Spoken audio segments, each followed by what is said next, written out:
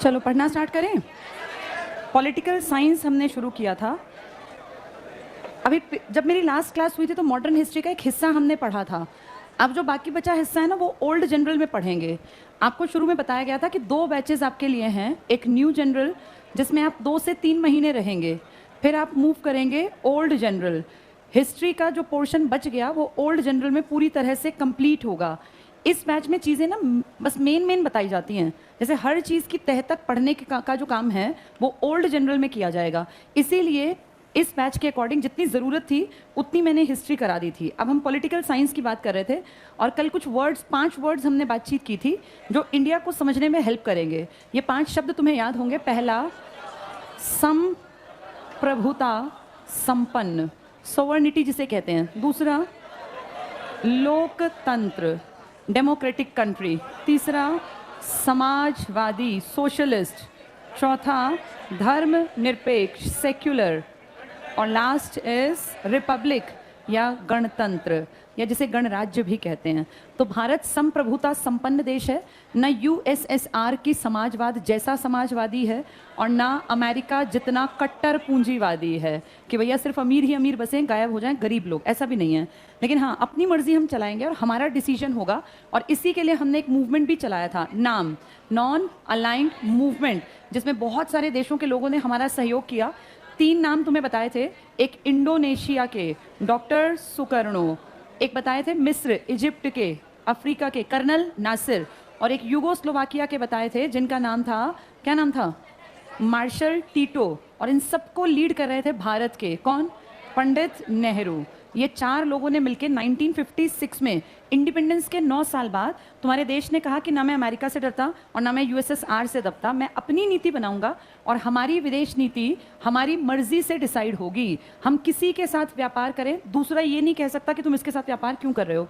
आज आप पूंजीवादियों के साथ भी हैं, समाजवादी तो रहे ही नहीं। 1991 कौन बात कर रहा है बीच में, बात नहीं करनी किसी को भी। 1991 के बाद जो ये समाजवाद था ना यूएसएसआर का, इसमें फूट पड़ गई और ये समाजवाद, ओरिजिनल समाजवाद गायब हो गया। यूएसएसआर 1924 तक बहुत ताकतवर देश बन गया था क्योंकि इसको एक बहुत तगड़ा लीडर लीड कर रहा था जिसका नाम शायद आपने सुना हो, लेनिन। सुना है ये नाम, लेनिन। लेनिन बहुत ताकतवर लीडर थे और इन्होंने पूरे देश को एक यूनिटी के साथ बांध दिया था। लेकिन 1924 में लेनिन के बाद यहाँ सरकारें आती तो अच्छी रही, काम भी किया, लेकिन वो बात नहीं थी। जैसे शुरू में अगर देखें इंडिया में 4-5 लीडर्स को देखें तो वही ग्रेट थे, बाकी तो सब पैसा खाने वाले पहले भी थे, आज तो सारे ही ऐसे हैं। लेनिन के बाद स्टालिन आया, कई बड़े लीडर्स आए, लेकिन जितनी ताकत देश को लेनिन से मिली इतनी बाकी किसी लीडर से मिली नहीं। इसलिए आज भी यहाँ लेनिन के नाम पर मूर्तियाँ, लेनिन के नाम पर चौक चौराहे, जैसे तुम्हारे यहाँ गांधी इंपॉर्टेंट है ना, ऐसे इनके देश में कौन इंपॉर्टेंट है, लेनिन। इसकी मौत के बाद भी देश ठीक ठाक चला, लेकिन 1991 में इस यूएसएसआर में फूट पड़ गई और इसके 15 हिस्से अलग अलग बट गए, जिनमें से एक का नाम आज तुम कहते हो रशिया, इसी में से अलग हुआ बेलारूस, मिन्स्क, इसी में से निकला किर्गिस्तान, कजाकिस्तान, उज़्बेकिस्तान, ताशकंद, सुने हैं ये नाम तुमने, ये सब इसी के पार्ट हैं। जब इकट्ठे थे तो नाम क्या था, यूएसएसआर। आज इनमें सबसे ताकतवर रह गया रूस, जिसकी राजधानी है मॉस्को।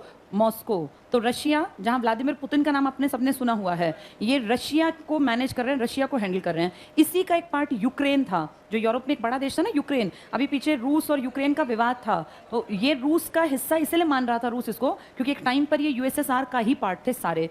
1991 में जब ये टूटे तो इनमें 15 हिस्से अलग हुए, यानी 15 देश बने।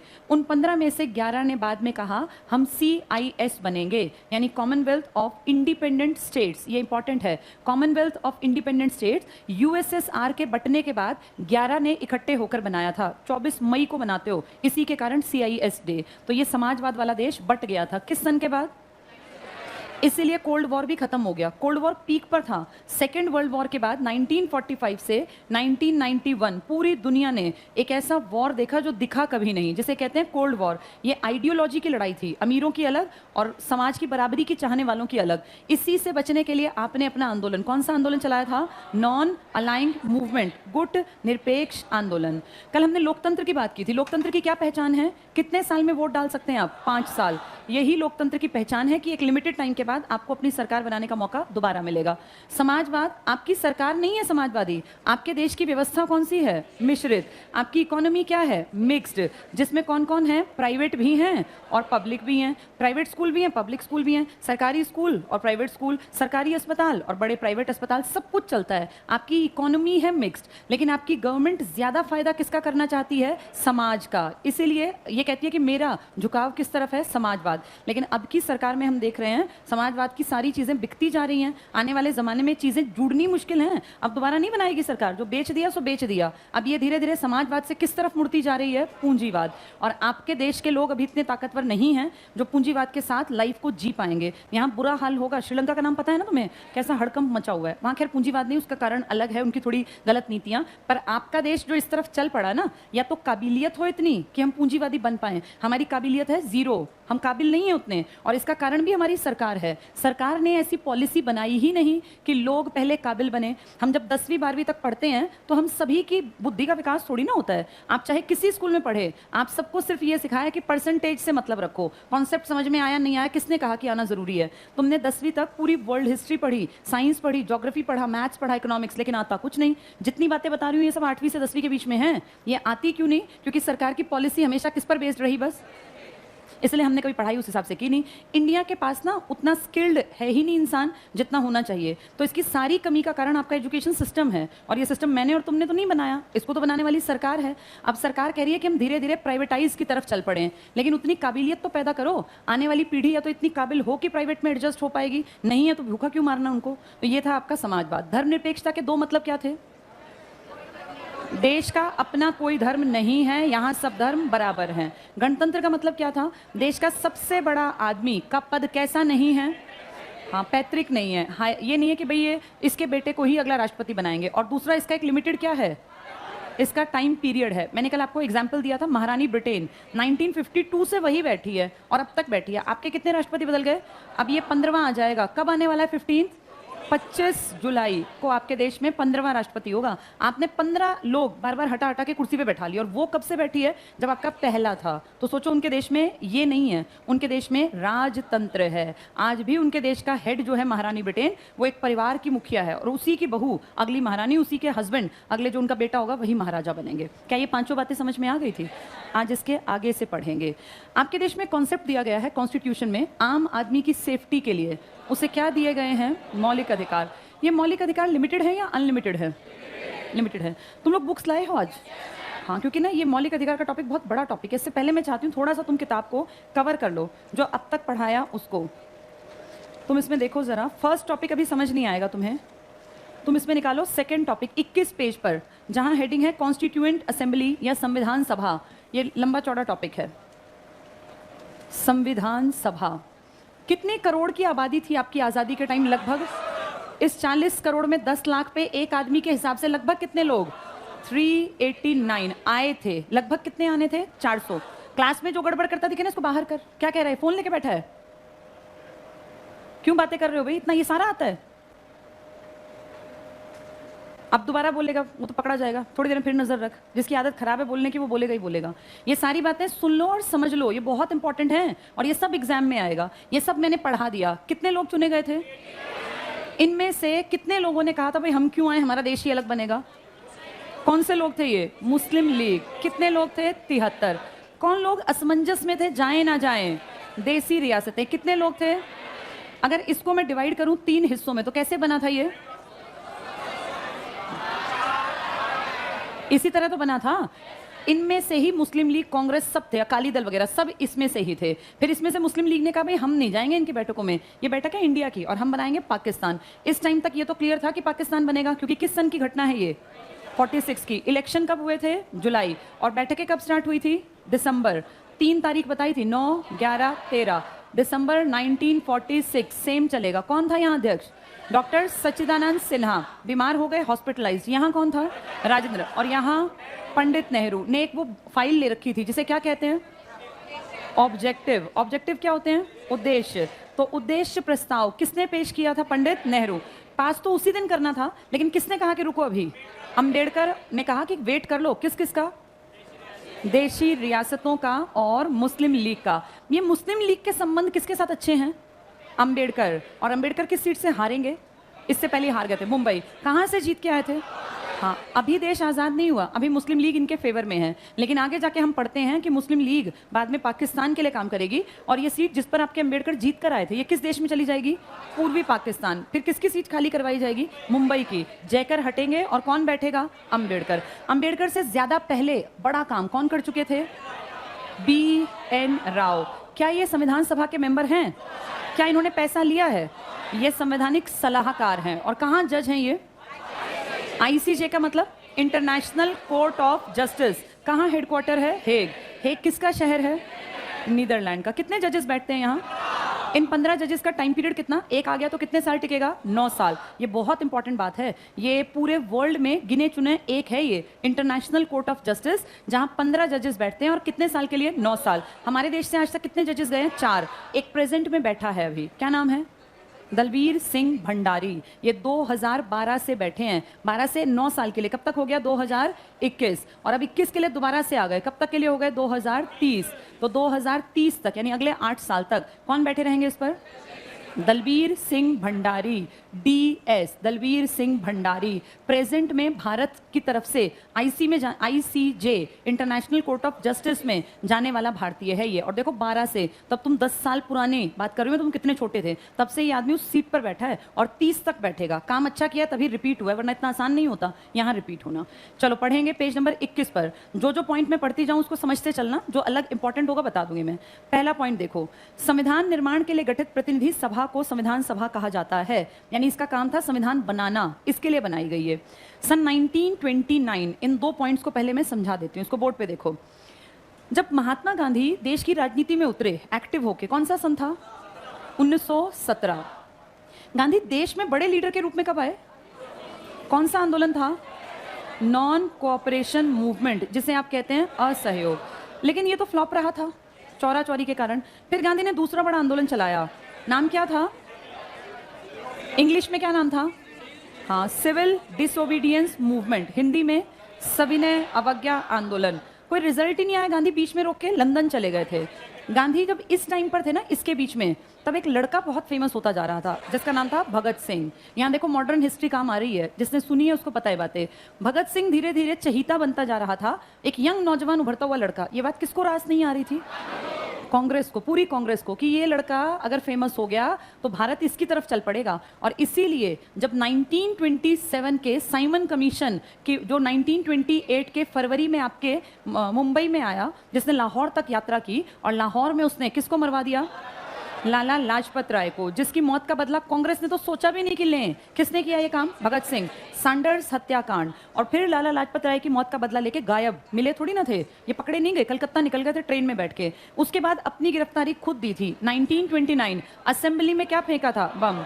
गिरफ्तारी अगर ना चाहते तो भाग गए होते भाई, भाग कितनी देर लगनी थी? उस धुएं में थोड़ी ना दिखता कौन आया कौन गया। लेकिन टारगेट क्या था कि मुझे वहां जाके, तभी मेरी बात कोई सुनेगा, अंग्रेज सुनेंगे नहीं। और इसके बाद फिर पुराने केस खुले, फिर वो पुराना सैंडर्स हत्याकांड, अंग्रेज का मर्डर, जिस कारण वो पुरानी सारी चीज़ों में फिर वो घिरते चले गए। जब ये सब चल रहा था ना, तो रोज़ अखबारों में भगत सिंह की बड़ाई छपती थी और धीरे धीरे लोगों का झुकाव किस तरफ चल पड़ा। तो अब कांग्रेस को लगा एक टक्कर की हमें कोई ऐसी चीज़ चलानी पड़ेगी कि भगत सिंह की आज़ादी की कहानी लोग भूल जाएं। और इसीलिए कांग्रेस ने 1929 में एक नया वर्ड यूज़ किया था, ये शब्द था पूर्ण स्वराज, यानी पूरी तरह अपना राज। किस सन की घटना है? 29 की। ये भी एक तरह का भाई बराबरी पे आने का काम था। 1934 में आपके एक लीडर हैं बड़े, M.N. रॉय, ये कम्युनिस्ट लीडर थे। M.N. रॉय, इन्होंने ये कॉन्सेप्ट दिया कम्युनिस्ट पार्टी के, CPI communist party of India, बाहर बनाई थी ये, ताशकंद में बनाई गई थी, ताशकंद में कम्युनिस्ट पार्टी ऑफ इंडिया। आज यहाँ पे काम करती है, लेकिन तब पुरानी बात बता रही हूँ। M.N. रॉय, इन्होंने भी कहा था कि भारत के लोगों को अपने लिए क्या लिखना पड़ेगा? संविधान। यानी ऐसा नहीं कि अंग्रेजों के कहने के बाद हमें अकल आई, हमें खुद भी अकल थी। पूर्ण स्वराज और ये इस तरह की बातें दिखाती हैं कि हमें पहले से पता था कि देश के लिए किताब लिखनी पड़ेगी। अगला पॉइंट देखो, 1929 के लाहौर अधिवेशन में कांग्रेस ने पूर्ण स्वराज्य का प्रस्ताव पारित किया था। ये कौन सी नदी के किनारे था? रावी नदी। और कौन हेड था? पंडित नेहरू। लिख लो यहाँ, पंडित नेहरू, रावी नदी। ये सब पेपर में आता है। अगला पॉइंट पढ़ो, संविधान सभा के विचार का प्रतिपादन 1934 में M.N. रॉय, बहुत इंपॉर्टेंट, कम्युनिस्ट पार्टी के अध्यक्ष थे। ये कम्युनिस्ट पार्टी इंडिया में नहीं बनी, ये ताशकंद में बनी थी। लिख लो यहाँ ताशकंद, ये पेपर में आती है बहुत बार। कि कम्युनिस्ट पार्टी ऑफ इंडिया का गठन किसने किया था? एम.एन. रॉय ने। कहाँ किया था? ताशकंद में। आज ताशकंद किसकी राजधानी है? उज़्बेकिस्तान। एक बड़े पीएम की डेथ भी हुई थी यहाँ, शास्त्री, जो विदेश में मरने वाला देश का पहला और अब तक का इकलौता पीएम था। अपने टेन्योर के बीच में 11 जनवरी 1966 को कहाँ मौत हो गई थी? और ऐसा लगता है हमें कि शायद इनका मर्डर था, प्री प्लान्ड मर्डर। चलो आगे पढ़ना। तो एम.एन. रॉय कम्युनिस्ट पार्टी के अध्यक्ष, इन्होंने कहा था सभा बनानी पड़ेगी। अगले पॉइंट पर आ जाओ। जवाहरलाल नेहरू कांग्रेस के फैजपुर अधिवेशन में 1936 को संविधान सभा की मांग को मूर्त रूप प्रदान किया। तो नेहरू ने कहा हाँ भाई संविधान की मांग चलेगी 36 में। पंडित मोतीलाल नेहरू ने एक रिपोर्ट बनाई थी, जानते हो? सुन लो। मोतीलाल नेहरू, M.L. नेहरू के पिताजी हैं पंडित जवाहरलाल नेहरू के। 1927 में जब एक कमीशन आने वाला था, कौन सा? इसको हम कहते हैं ऑल वाइट मैन कमीशन। सारे के सारे अंग्रेज थे, सारे के सारे सदस्य इसके वाइट थे और ये हमारे ऊपर रिपोर्ट लिखने वाले थे। हम ये पहले से जानते थे रिपोर्ट नेगेटिव होगी, हमने इसका बायकॉट किया। अंग्रेजों ने कहा ठीक है इसका बायकॉट कर रहे हो, तुम्हारी औकात कितनी है वो हम भी देखें, अपनी रिपोर्ट बना के दो जरा जिसमें तुम बता पाओ कि तुम्हारा देश कैसे चलेगा। हमने इसको चैलेंज लिया और 1928 में पंडित मोतीलाल नेहरू की अध्यक्षता में एक रिपोर्ट तैयार की गई जिसे क्या कहा जाता है? नेहरू रिपोर्ट। हमने जी जान लगा के रिपोर्ट बनाई कि अंग्रेजों को जवाब देना है। और जानते हो जब इस रिपोर्ट पे डिस्कशन हुआ तो उसमें हमारे अपने लोग ही चिक चिक चिक चिक चिक चिक तू मैं और एक हुए ही नहीं। फिर अंग्रेजों को बोलने का मौका मिल गया कि तुम किसको मना कर रहे हो यहाँ आने से? साइमन को। तुम सारे इंडियन मिलके भी एक ढंग की रिपोर्ट नहीं बना सकते और उस आदमी को तुम कह रहे हो कि इसको अकल ही नहीं है। ये हमारी अपनी बेइज्जती थी। किसकी रिपोर्ट पे हमने ढंग से काम नहीं किया? नेहरू। और हमने फिर अंग्रेजों को चैलेंज दिया। जब हमने देखा नेहरू रिपोर्ट पे ही हम एकमत नहीं है, हमने कहा ये या तो हमारी रिपोर्ट मान लो जो हमने लिखी है, या फिर हम एक साल में कुछ बड़ा करने वाले हैं। और वो बड़ा करना ही क्या था? कौन सा शब्द? पूर्ण स्वराज। बाप और बेटा लगातार में अध्यक्ष हैं। मोतीलाल नेहरू 1928 के कांग्रेस के अध्यक्ष हैं और पंडित जवाहरलाल नेहरू 1929 के। तो बाप और बेटे दोनों ने लगातार में अध्यक्षता की है। अगला पॉइंट देखो। पंडित मोतीलाल नेहरू की अध्यक्षता में औपनिवेशिक साम्राज्य की मांग करते हुए एक कानून का ढांचा, नेहरू रिपोर्ट। इसको डबल टिक कर लो, नेहरू रिपोर्ट। किताबें कल सब लोग ले आना। आजादों के पास किताब नहीं है, इधर उधर मुंह देख रहे हैं। टाइम खराब होता है अपना ना पढ़ने से। किताब होगी तो घर जाके पढ़ पाओगे। अगला पॉइंट देखो इसी में आगे, नेहरू रिपोर्ट फिर पढ़ो। तैयार कर 1928 को लखनऊ अधिवेशन में पेश की गई जिस पर सर्वसम्मति नहीं बन सकी। इसको अंडरलाइन कर लो। रिपोर्ट पेश की गई पर हम एक नहीं बन पाए, हम आपस में ही लड़ते रहे इस रिपोर्ट पर। लेकिन इस रिपोर्ट को ही श्याम चतुर्वेदी ने, बहुत इंपॉर्टेंट, डबल टिक कर लो, श्याम चतुर्वेदी ने पहली भारतीय संविधान का ब्लूप्रिंट कहा है। ये पेपर में आते हैं कुछ क्वेश्चंस। इस किताब के ऊपर बहुत सारी जगह है जहां चैप्टर का नाम है, वहां तुम्हें 3 नाम लिखने हैं। पहला नाम लिखो KM, यहां लिखो सबसे पहले प्रस्तावना, फिर लिखना किसने क्या कहा। ये हर बार क्वेश्चंस आते हैं, किसने क्या कहा। प्रस्तावना को किसने क्या कहा। इसमें पहला लिखो KM मुंशी। KM मुंशी, इन्होंने प्रस्तावना को कहा संविधान की राजनीतिक कुंडली, हॉरोस्कोप, संविधान की राजनीतिक कुंडली। ये पेपर में ऐसे कैसी सेइंग्स आती हैं कि किसने कहा ये। पॉलिटिकल हॉरोस्कोप लिख लेना। हॉरोस्कोप पता है तुम्हें क्या होती है? सुबह आते हैं ना राशिफल, कर्क राशि के साथ आज ऐसा होगा, मकर के साथ ऐसा, इसको बोलते हैं हॉरोस्कोप। तो हमारे संविधान की प्रस्तावना को कहा गया था ये पॉलिटिकल हॉरोस्कोप है। किसने कही थी ये बात? KM मुंशी ने। दूसरा लिख लो ठाकुरदास भार्गव, मोस्ट इंपॉर्टेंट है ये तीनों। ठाकुरदास भार्गव, इन्होंने कहा था संविधान की आत्मा, प्रस्तावना को संविधान की आत्मा, स्पिरिट ऑफ कॉन्स्टिट्यूशन। और तीसरा N.A. पालकीवाला,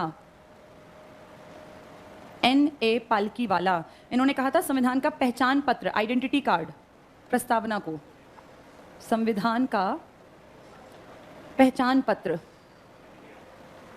पहचान पत्र। ये तीनों मोस्ट इंपॉर्टेंट नाम हैं, KM मुंशी, भार्गव और पालकीवाला। तो पॉलिटिकल हॉरोस्कोप कहा था मुंशी ने, स्पिरिट कहा था भार्गव ने, और पालकीवाला ने कहा था ये ID, आइडेंटिटी कार्ड है, पहचान पत्र है। और श्याम चतुर्वेदी ने क्या कहा था? जो लखनऊ में इनकी रिपोर्ट पेश की गई थी, क्या नाम था इनका? नेहरू रिपोर्ट। इसको इन्होंने कहा ब्लूप्रिंट है ये, श्याम चतुर्वेदी ने। अगला पॉइंट टिक करो। 1942 के क्रिप्स प्रस्ताव, मोस्ट इंपॉर्टेंट। क्या क्रिप्स की बात हमने मानी थी? क्रिप्स ने पता है हमें क्या कहा था? इसने हमें बेवकूफ़ बनाने के लिए कहा था। 19, ये हटा दूं, ये वाला लिख लिया सबने, ये मोस्ट इंपॉर्टेंट है, इसको अभी लिख लेना, ध्यान से सुनो। 1939 में एक बहुत बड़ा वर्ल्ड वॉर स्टार्ट हुआ था। कौन सा? इसके 2 साल चला था नकली युद्ध, जिसे हिस्ट्री की किताबों में कहा गया है छद्म युद्ध। ये पूछ लेते हैं कब से कब तक था? डिस्गाइज्ड वॉर, छिपा हुआ जो दिखाई ना दे, ऐसा युद्ध। इसमें कोई ढंग से लड़ा ही नहीं, दिखावटी लड़ रहे थे। 1941 से हावी होना शुरू हुआ था जर्मनी, और जर्मनी की लगातार बढ़त America, Russia, China, Britain, France सबको पीछे करता गया और एकदम से लीड ले गया था जर्मनी। और पूरी दुनिया को लग रहा था कि शायद अब दुनिया में नंबर 1 देश कौन बन जाएगा, क्योंकि सब इसके पीछे हट रहे थे। एक कारण इसका ये भी था अमेरिका की चालाकी। अमेरिका महाचालाक देश है। अमेरिका वर्ल्ड वॉर में सिर्फ तब आता है जब उसको लगे कि मेरा फायदा है या उसको लगे कि मेरा नुकसान ना हो। वो इन 2 सालों में वर्ल्ड वॉर लड़ा ही नहीं। कितना चालाक था, सबको हथियार सप्लाई करता गया। सेकेंड वर्ल्ड वॉर के टाइम तक ना अमेरिका सबसे बड़ा युद्ध में जो हथियारों का सप्लायर था। हथियार फ्री में मिलते हैं या पैसे दिए जाते हैं? कितना मजे कर रहा है ना कि भैया लड़ो लड़ो आपस में, तुम भी आओ मुझसे हथियार ले जाओ, तुम भी आओ तुम भी ले जाओ, पैसे दोनों दे जाओ, मेरे ग्रुप वाले भी लड़ते रहो और तुम भी लड़ते रहो। सेकेंड वर्ल्ड वॉर 2 ग्रुप्स में चल रहा था, गैंग वॉर की तरह। एक तरफ था पहला ग्रुप, एक दूसरा। इसमें थे ABCRF, लेकिन ये ए बड़ा चालाक है। 2 साल ये लड़ा ही नहीं, ये सबको हथियार सप्लाई कर रहा है। वैसे लड़ रहे हैं और वैसे हथियार इनको भी बेच रहे हैं। इसमें हैं JGI, Japan, Germany, Italy. Second world war के 2 साल इन सब ने हथियार किससे खरीदे हैं? जो कहने को इनका दुश्मन है। और अमेरिका की चालाकी देखो, वैसे तो दुश्मन है, दुश्मन को हथियार क्यों दे रहा है? क्योंकि उसको पता है कि फाइनली लड़के जीतना हमें है, ये करोड़ों रुपए के हथियार देके मेरी कमाई करवाएंगे। तो यही तो चालाकी है, ये आम लोगों की समझ में नहीं आती। इन सब ने अपना अपना फायदा देखा, इसलिए युद्ध में लड़े। स्टार्टिंग में युद्ध में ये नहीं आया। इसके ना आने से कौन हावी होता चला गया? जर्मनी। और 1939 से 41 तो कोई बड़ा युद्ध था ही नहीं, दिखावटी छद्म युद्ध, डिस्गाइज्ड वॉर। 41 के बाद जर्मनी ने लीड ली और जर्मनी ज्यादा ही आसमान पे चढ़ गया और उसी चक्कर में गलती कर गया। इसकी गलती, ये लीड लेने के बाद किसके ऊपर टारगेट बना लेगा? रशिया। और रशिया को टारगेट बना के फिर ये हारना स्टार्ट हुआ, क्योंकि रशिया बहुत बड़ा है, वहां जाके ये घिर जाएगा, फंस जाएगा। और जर्मनी ने अपनी बड़ी फौज रशिया पे अटैक करने के लिए भेज दी। रशिया का इलाका था ज्यादा बड़ा। आप जानते हैं आज भी दुनिया में सबसे बड़ा देश एरिया में कौन सा है? तो कितना बड़ा इलाका। जर्मनी इससे बिल्कुल लगता ही तो था। जर्मनी ने अपनी फौज यहाँ भेजी और रशिया के लोग इतने चालाक थे इनके कि इन्होंने कहा, यहाँ के लीडर ने, कि तुम्हें लड़ना नहीं है, तुम सिर्फ पीछे पीछे भागते चले जाना। यहाँ जब ये इनकी फौज आई, बड़ी संख्या में फौज, तो ये बिना लड़े अपना हिस्सा छोड़ के पीछे पीछे पीछे हटते चले गए और इनको लगा ये हमसे डर के भाग रहे हैं। ये और आगे बढ़ते गए। ये कई महीने चलने वाला था युद्ध। ये जानते थे कि कुछ महीने, 1-1.5 महीने में हमारे यहाँ इतनी ठंड पड़ेगी कि यहाँ लोग मरेंगे। ये बात इनको नहीं सूझी और ये उनके पीछा करते करते भागते भागते भागते उनकी टेरिटरी के अंदर भाग गए। जब ये काफी हद तक अंदर आ गए ना जर्मनी वाले, तब रशिया ने इनको मारना शुरू किया और अब ये चारों तरफ से रशियन इलाके से घिरे हुए हैं। अब एक तो ठंड, ऊपर से सामान खत्म। जब यहाँ से अटैक करते आ रहे होंगे तो गोला बारूद खत्म भी तो हो रहा होगा ना साथ साथ। यहाँ पहुंच के ना तो सामान बचा और ये सारे रास्ते हो गए बर्फ से ब्लॉक। अब जर्मनी से और सामान नहीं आ सकता और इस तरह इनकी फौज का बड़ा हिस्सा किसने मार दिया? यहाँ से इसकी हार की स्टार्टिंग है। किसकी हार की? और धीरे धीरे जर्मनी की किस्मत देखो, एक तो ये गड़बड़, फिर उसी दौर में जर्मनी का दोस्त ये जो जापान है, ये अमेरिका के शिप्स के ऊपर अटैक कर देगा और अमेरिका और ब्रिटेन के शिप्स डुबो देगा, जिस चक्कर में अमेरिका 1941 में कहेगा अब मैं युद्ध लड़ूंगा। और अब इनको, इन सबको किसका सपोर्ट मिलेगा? अमेरिका। जब अमेरिका युद्ध लड़ेगा तो सप्लाई नहीं करेगा, फिर तो अपने आप आ गया लड़ने। अब सोचो इनकी सप्लाई तो काट दी जाएगी और अब इनके सामने बड़ी ताकत कौन खड़ा है? अमेरिका जब हथियार बेचता होगा तो बेस्ट हथियार तो अपने पास रखता होगा ना। इनको तो इस तरह के कि भैया ठीक है, कल को मुझसे ही लड़ने लगे तो मेरे पास सबसे स्ट्रांग हथियार हो। और ऐसा करते करते जर्मनी हारना स्टार्ट हो गया और हारने के उस चक्कर में धीरे धीरे धीरे फिर ये खत्म हो जाएगा। बाद में फिर आप जानते हैं ये सुसाइड कर लेगा। कौन? हिटलर ने अपने आप को गोली मार ली थी ना। और जो ये इटली का था, इटली का तानाशाह, जिसका नाम क्या था? मुसोलिनी, इसको सेना के लोग मार देंगे और धीरे धीरे करके ये सारे लोग पीछे हट जाएंगे, खत्म हो जाएंगे और ये जीत जाएंगे। लेकिन जब ये लड़ाई चल रही थी, जब ये लड़ाई पीक पर थी, 1941 में कौन लीड ले रहा था? तो ब्रिटेन को चिंता हुई कि भैया जर्मनी तो सबके सिर पे सवार हो गया और जर्मनी को ठीक करने के लिए हमें इंडिया से हेल्प चाहिए, क्योंकि इंडिया ताकतवर कम से कम जनसंख्या में तो था ही। तो उन्होंने हम लोगों को कहा कि इंडिया में एक प्रस्ताव भेजो। किसके नाम पर? क्रिप्स। और क्रिप्स ने आके आपके गांधी नेहरू को बैठा के समझाया कि अभी हम सेकेंड वर्ल्ड वॉर में बहुत बुरी तरह उलझे हुए हैं, तुम हमारी मदद कर दो, इन तीनों को हमें खत्म करना है और हमारी मदद कर दो। इससे तुम्हें क्या फायदा होगा? जैसे ही सेकेंड वर्ल्ड वॉर खत्म होगा हम तुम्हें डोमिनियन स्टेटस दे देंगे। डोमिनियन स्टेटस का मतलब तुम्हारे यहाँ राज तुम कर पाओगे, बस हमारी महारानी तुम्हारी हेड रहेंगी। ये झूठी बात थी, ये अपनी बात से एक सेकंड में पलट जाते थे, इनके ऊपर हमें विश्वास नहीं था। तो गांधी ने इसको कहा था क्रिप्स को कि आप जो बात कर रहे हैं ना, ये आप आज से 5-7 साल बाद का सपना हमें दिखा रहे हैं और हम ये मानते हैं कि आपका तो आज आप कह रहे हैं कल हट जाए तो हम कुछ नहीं कर पाएंगे, आपका विश्वास हमें नहीं है। तब गांधी ने कहा था क्रिप्स के लिए कि ये क्या है, एक पोस्ट डेटेड चेक है। फिर नेहरू ने कहा था जिसका क्या भी नष्ट होने वाला है, बैंक, जिसका ये चेक बना दिया वो तो बैंक भी खत्म होने वाला है। और हमने क्रिप्स की बात मानी नहीं थी। इस क्रिप्स को दोबारा हमने देखा किस मिशन में आया फिर ये, पहले क्रिप्स, बाद में किस में आया, बाद में ये आया कैबिनेट मिशन में, बाद में कैबिनेट मिशन में। तो उसी की बात बताई जा रही है, पढ़ के देखो आगे। 1942 के क्रिप्स प्रस्ताव में संविधान सभा के निर्माण की मांग को स्वीकार किया गया। लेकिन ये क्रिप्स हमारे फायदे के लिए था या अंग्रेजों के फायदे के लिए? ये अंग्रेज, ये हमारी हेल्प लेने आया था, हमने दी नहीं थी हेल्प। 15 मार्च 1946 सेकेंड वर्ल्ड वॉर खत्म होने के बाद इंग्लैंड के प्रधानमंत्री क्लीमेंट एटली, इसको ध्यान से सुनो, बहुत बड़ा नाम है ये, क्या नाम बताया? हाँ, एटली ने इंडिया के लिए एक सॉफ्ट कॉर्नर था इसके मन में। और क्लीमेंट एटली, एक तो पार्टी पता होनी चाहिए, किस पार्टी का था? हाँ, ये था लेबर पार्टी का। क्लीमेंट एटली किस पार्टी का है? ये लेबर पार्टी। ये सरकार थी जब तुम आज़ाद हुए ब्रिटेन में, और ब्रिटेन का पीएम हुआ करते थे क्लीमेंट एटली, लेबर पार्टी की सरकार में। इन्होंने इंडिया को आज़ाद करने के लिए जितने काम मुश्किल बनाने थे ना, वो सब आसान बना दिए। तो ये हमारे फेवर का आदमी था। इसकी पार्टी के नाम से तुम्हें दिख रहा होगा लेबर मतलब मेहनत कश, तो ये मेहनत कश पार्टी को बिलोंग करता था आदमी। और उस टाइम पे ये कहाँ का पीएम था? ब्रिटेन का। ये एग्जाम में पूछा जाएगा। इसने बहुत सारे अच्छे काम किए थे आपकी आज़ादी के लिए कि जल्दी आज़ाद हो जाएं।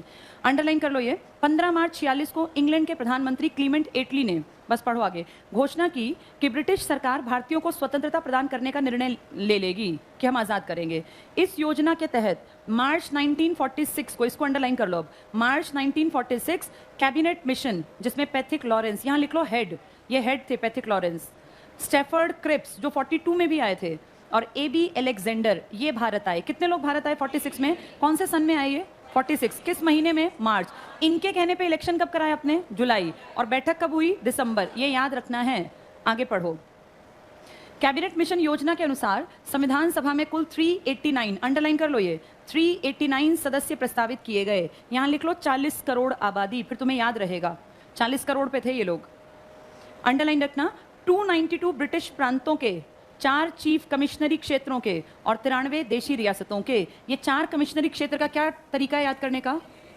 4 कमिश्नरी प्रांत कौन कौन से थे? A, B, C, D। A मतलब अजमेर मारवाड़, ऐसे लिख देंगे पेपर में, अजमेर मारवाड़। B का मतलब बलूचिस्तान, आज किसके हिस्से में है? पाकिस्तान, बहुत रिच एरिया है, जैसे आपका झारखंड बिहार है ना, ऐसे। C मतलब कुर्ग, आज कुर्ग कहाँ पड़ता है आपके? कर्नाटक में। और D मतलब दिल्ली, आज भी दिल्ली यूटी है आपकी। तो ये 4 थे, यहाँ लिख लो ये A, B, C, D कमिश्नरी क्षेत्रों के पास, A, B, C, D, फिर याद रहेंगे। बेशक ऊपर नीचे कहीं पूरी लाइन में लिख लो। A मतलब Ajmer Marwar, B Balochistan, C Coorg, D Delhi, क्योंकि पेपर में कोई आ जाएगा कौन सा नहीं था, तो हमें पता हो चारों, अजमेर मारवाड़, कुर्ग, बलूचिस्तान और दिल्ली। इनके 4 आदमी आने थे, A, B, C, D। चलो आगे देखना। 93 देशी रियासतों के, कितनी देशी रियासतें थी? 565, लिख लो यहाँ 565। तो 389 आए 40 करोड़ में, जिनमें 292 आए आपके देशी, ये अपने ब्रिटिश प्रांत, 4 कमिश्नरी ABCD, 93 देशी रियासत। कितनी रियासत? 565। आगे पढ़ो। सामान्य आए 213 व्यक्ति, मुसलमान आए 79, सिख आए 4। बस पढ़ना था ये। प्रांतों और रियासतों से भेजे जाने वाले सदस्यों की संख्या, इसको अंडरलाइन करो, कैसे मेंबर बने थे, का निर्धारण जनसंख्या के आधार पर किया गया। ये तय हुआ कि 10 लाख की जनसंख्या पर 1 सदस्य निर्वाचित किया जाएगा। संविधान सभा के सदस्यों का निर्वाचन प्रांतीय विधानसभाओं द्वारा अप्रत्यक्ष रूप से, कितने लाख पर 1 आदमी था? और तुम्हारी आबादी कितनी थी? कमिश्नरी प्रांत से कितने आदमी आए? और देशी रियासतों से 93, और ब्रिटिश भारत से 292। कितने टोटल बन गए? 389, जिनमें मुस्लिम लीग के कितने हैं? 73, जो बाइकआउट करेंगे। फिर आगे पढ़ो। जुलाई अगस्त 1946 में, ये इंपॉर्टेंट है, इलेक्शन है ये, जुलाई में पूछा जाता है इलेक्शन कब हुए। मिशन कब आया था? मार्च। इलेक्शन हुए जुलाई, बैठक हुई दिसंबर। यहाँ नीचे लिख लो ये बात, लिखो कैबिनेट मिशन आया मार्च, कैबिनेट मिशन आया मार्च में, संविधान सभा के चुनाव हुए जुलाई में और बैठक हुई दिसंबर में। बाद में याद नहीं रहेगा इसलिए लिख लो। कैबिनेट मिशन आया मार्च में, चुनाव जुलाई में और बैठक दिसंबर में। अगले पेज पर आ जाओ। पहला पॉइंट देखो, तुम्हें मॉडर्न इंडिया में एक डेट मैंने बताई थी इंपॉर्टेंट, 3 जून, अगर तुम्हें याद हो। क्या थी ये?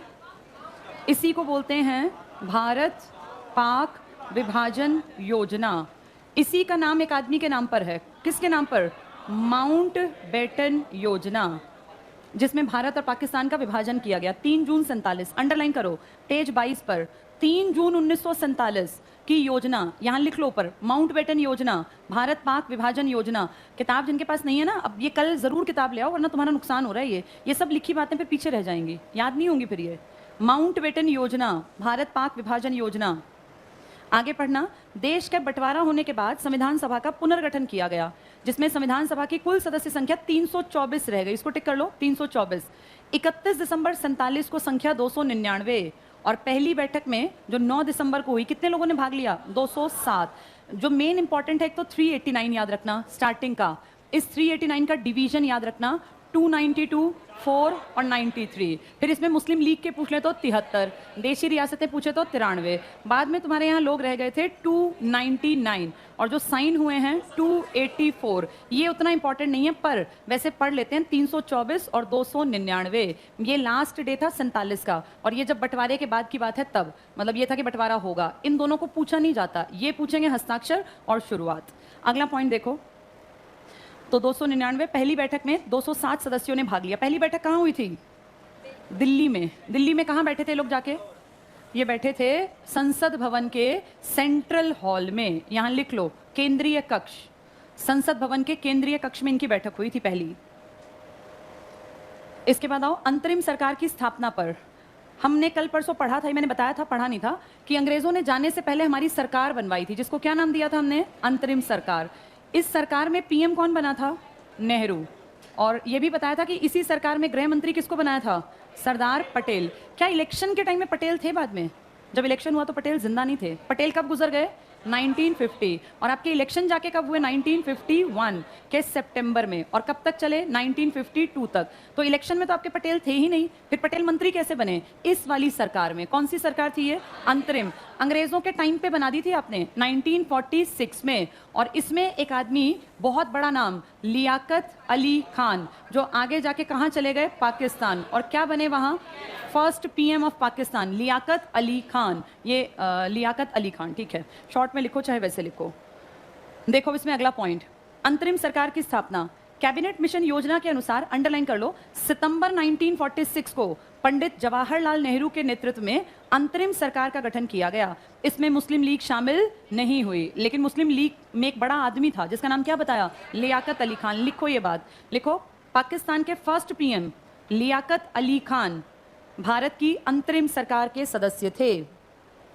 पाकिस्तान के फर्स्ट पीएम लियाकत अली खान भारत की अंतरिम सरकार के सदस्य थे।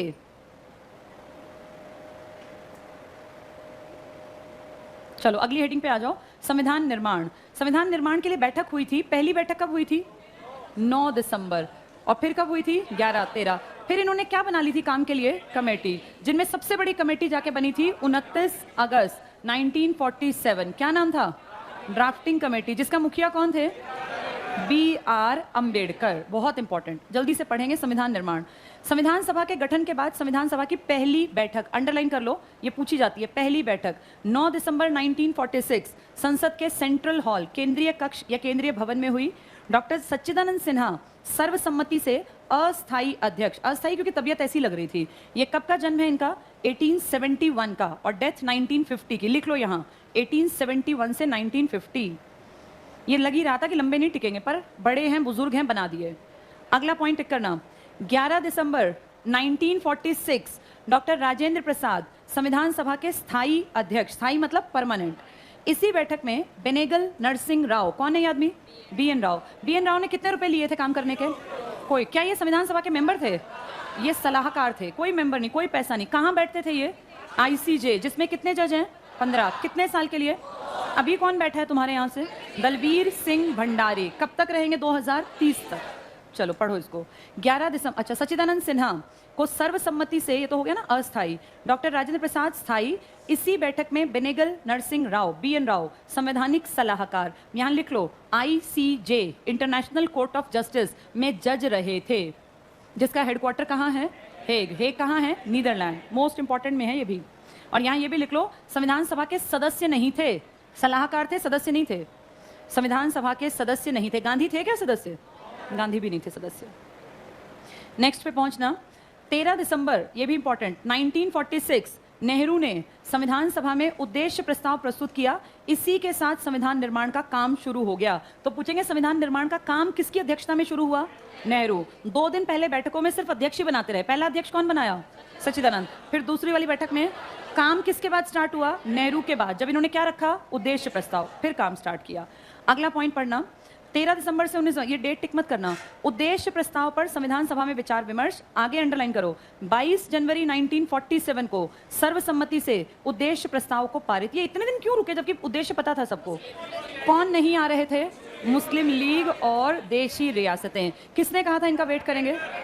हाँ, इसलिए अंबेडकर ने इनके लिए रुकवा लिया था कि रुक जाओ, पहले इनको क्लियर हो जाने दो तब आगे बढ़ाएंगे। इस कारण 1 महीना एक्स्ट्रा लग गया। 22 जनवरी को पारित हुआ। ये पूछ लेंगे संविधान का उद्देश्य प्रस्ताव रखा 13 को गया, लेकिन पारित कब जाके हुआ? 22 जनवरी 47, आजादी वाले साल में। अगला पॉइंट टिक करना, 25 जनवरी 47 को डॉक्टर HC मुखर्जी संविधान सभा के उपाध्यक्ष बने। अध्यक्ष पहला कौन बना था? सच्चिदानंद। फिर बने राजेंद्र। काम ना कर पाए तो कौन आएगा? HC मुखर्जी। HC मुखर्जी, ये टिक कर लो, उपाध्यक्ष। आगे सिर्फ पढ़ लो, संविधान निर्माण की समस्या को सुलझाने के लिए अनेक समितियों का गठन किया गया। टोटल समिति कितनी बनी थी? 22। लिख लो यहाँ, टोटल कमेटी या समिति 22। इसमें टेबल में टिक करना, प्रारूप समिति मोस्ट इंपॉर्टेंट कमेटी है ये, ड्राफ्टिंग कमेटी। इसको पांडुलेखन समिति भी कहते हैं। लिखो, ये हाथ से सारा जितना काम करते सब हाथ से लिखते थे। पांडुलेखन समिति ड्राफ्टिंग कमेटी का नाम है, ये पेपर में पता नहीं चलेगा। पांडुलेखन समिति, ड्राफ्टिंग कमेटी, इसी को कहते हैं प्रारूप समिति। अंडरलाइन कर लो, इसका अध्यक्ष था भीमराव अंबेडकर जी। 2 पॉइंट छोड़ दो, झंडा समिति टिक कर लो, JB कृपलानी। एक और झंडा समिति बनी थी, लास्ट में टिक करना, राष्ट्रध्वज संबंधी तदर्थ होना चाहिए, तदर्थ, इसको लिखो एडहॉक। तदर्थ का मतलब होता है एडहॉक, जो कुछ टाइम के लिए लगाए जाएं। एडहॉक कमेटी, झंडे की 2 कमेटी थी, एक ने प्रॉपर काम किया, एक एडहॉक बनी थी। एडहॉक वाले का मुखिया थे डॉक्टर राजेंद्र प्रसाद। अंडरलाइन कर लो। तो झंडा समिति का क्वेश्चन देख के टिक करना। अगर वो कहें एडहॉक कमेटी झंडा समिति के अध्यक्ष कौन थे, तो डॉक्टर राजेंद्र। वैसे किसने काम किया था? JB कृपलानी। और तुम्हारा झंडे का डिजाइन किसने बनाया था? क्या नाम था जिसने झंडा बनाया? पिंगले वेंकैया, इसका डिजाइन है, ये लिख लो कहीं पर, पिंगले वेंकैया, इनका डिजाइन है। ट्राई कलर जो तुम्हारा राष्ट्रीय ध्वज है, ये राष्ट्रीय ध्वज के डिजाइनर हैं, डिजाइनर ऑफ नेशनल फ्लैग। ये स्कूलों में कभी बताया ही नहीं जाता कि असली में झंडा किस आदमी ने डिजाइन किया था? पिंगले वेंकैया, साउथ इंडियन थे। कितने रंग है तुम्हारे झंडे में? जब तुमसे पूछा जाए तो 3 के लिए नहीं पूछ रहे, 4 के लिए पूछ रहे हैं। कौन सा चौथा रंग है? ब्लैक कहाँ है? कौन सा ब्लू? हाँ, वो ब्लू भी कई कलर में, तो वो कहेंगे कौन सा ब्लू? तुम्हें कहना है नेवी ब्लू।